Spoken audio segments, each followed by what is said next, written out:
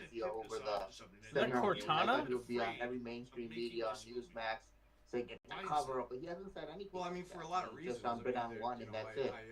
I confronted Lou Ellis I think he gets it. about some stuff. He kind of looked like a deer in the headlights on that show, didn't he? On the Action Officers.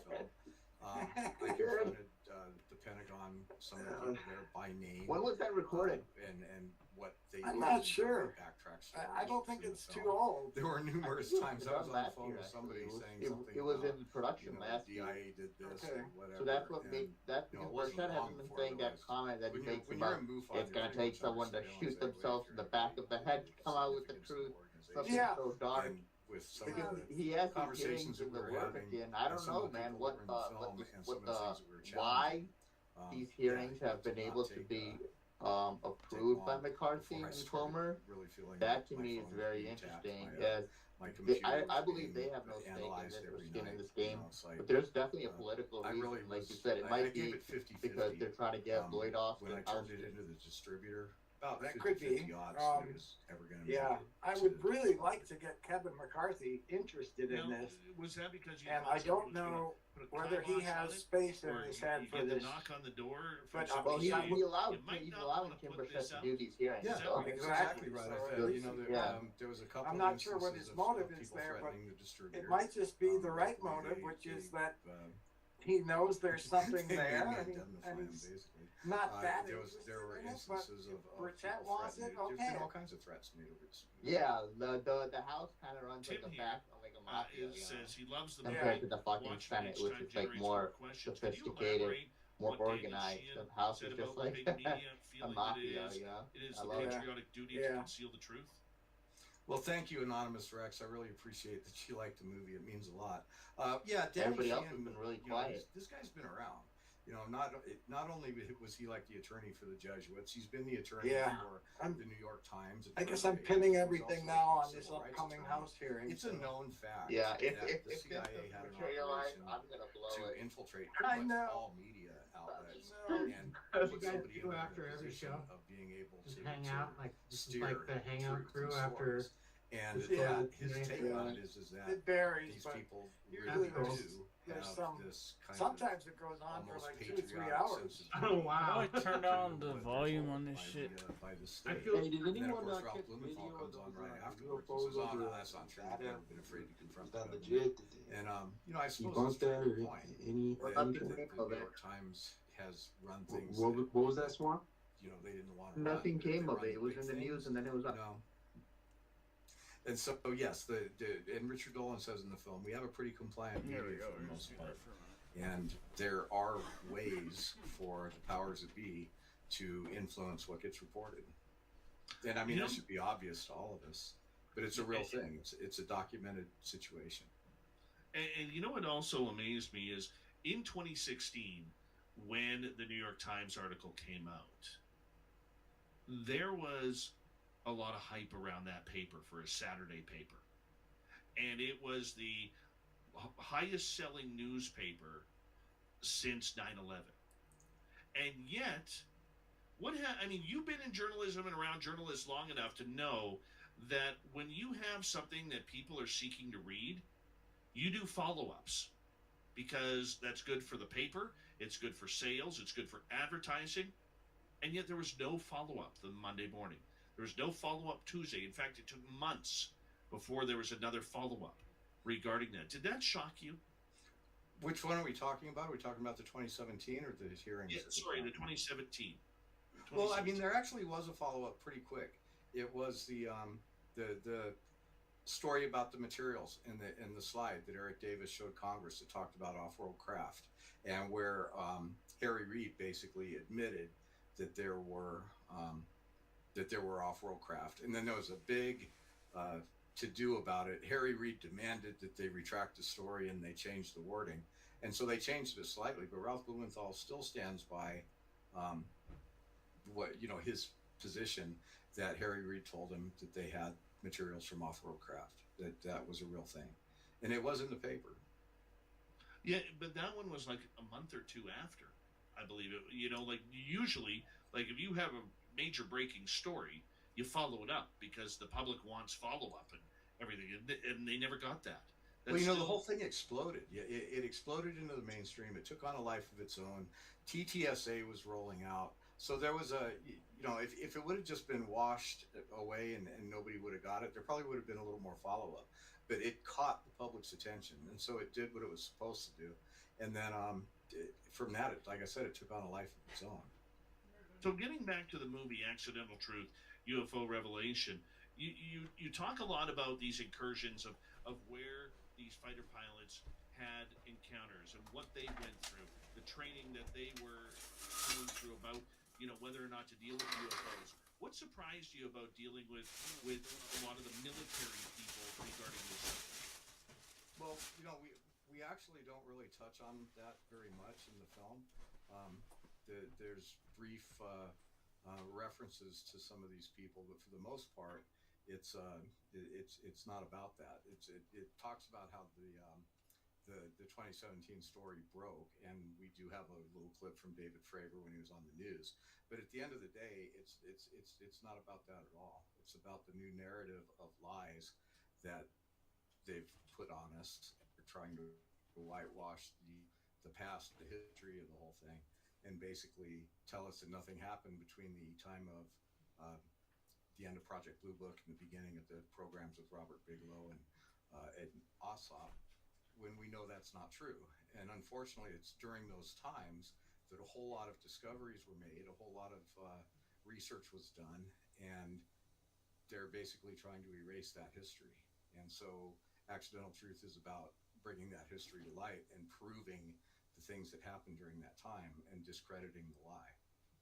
No, I understand that. The reason why I brought up the whole fighter pilot aspect is because they played an integral part of this new so-called ufology, which apparently didn't start until 2004.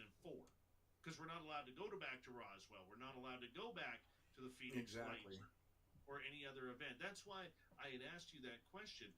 But the media manipulation is a good point, because one of the things that we have pushed hard here on SOR is about the fact that, there's two ways the media has covered this. They've covered it nonchalantly, and they've covered it with, at best, an obtuse attitude.